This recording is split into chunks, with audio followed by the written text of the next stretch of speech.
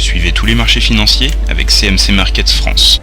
Avec CMC Markets, tradez les CFD sur indices, devises, matières premières et actions 24 heures sur 24. CMC Markets, un des leaders mondiaux du trading de CFD Forex depuis 1989. Voilà la vidéo de mise à jour pour l'indice parisien. Première séance de cotation aujourd'hui pour 2013 et nouvelle envolée lyrique du CAC. Alors à l'actif de cette hausse, eh bien tout le monde l'a dit, donc je ne vais pas m'éterniser là-dessus, mais bon, il y a les marchés qui ont salué le fait qu'on ait réussi à contourner ou qu'on ait réussi même à détruire le fameux fiscal cliff, la falaise budgétaire qui arrivait, qui menaçait la croissance américaine.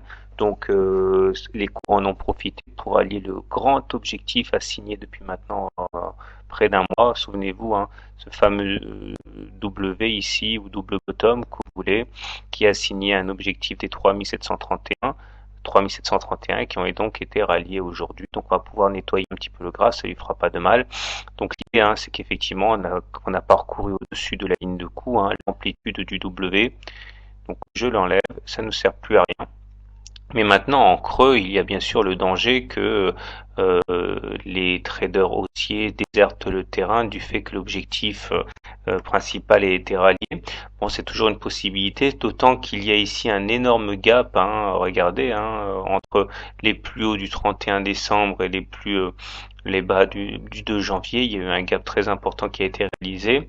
Bon, alors certes, là, il y a eu un plus haut le 27 décembre des 3184, mais il y a quand même un gap assez important. Alors on a tendance à dire que dans ce genre de situation, la fermeture du gap dépend de la nature du gap.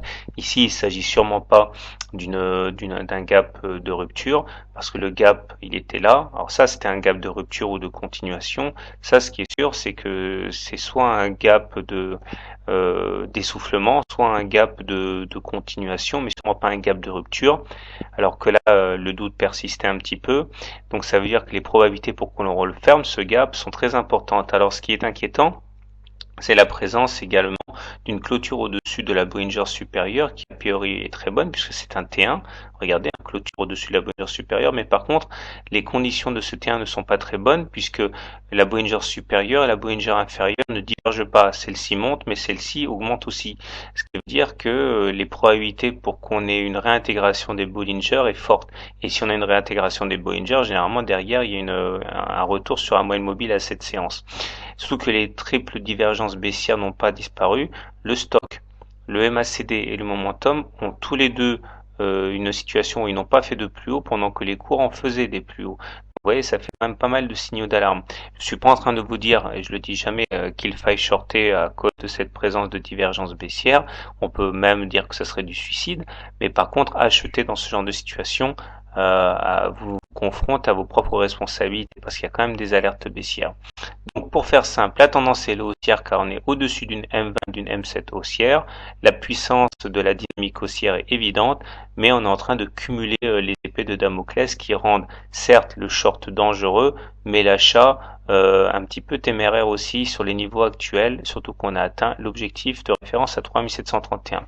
Alors pour terminer, si vous voulez vraiment acheter, voici l'objectif de référence, c'est la règle du balancier qui s'applique, c'est-à-dire qu'on a fait un plus haut de 3684 et on a tendance à dire qu'on va aller par la règle du balancier, aller parcourir le même chemin au-dessus des plus hauts qu'on a parcouru en dessous des plus bas, ce qui veut dire aller chercher les 3778, c'est théoriquement l'objectif haussier suivant. Voilà, je vous souhaite une bonne soirée, de bons trades, j'en profite pour vous souhaiter à nouveau une belle année 2013, enrichissante en termes d'épanouissement personnel. Et à demain pour une autre analyse technique. CMC Markets, un des leaders mondiaux du trading de CFD Forex depuis 1989.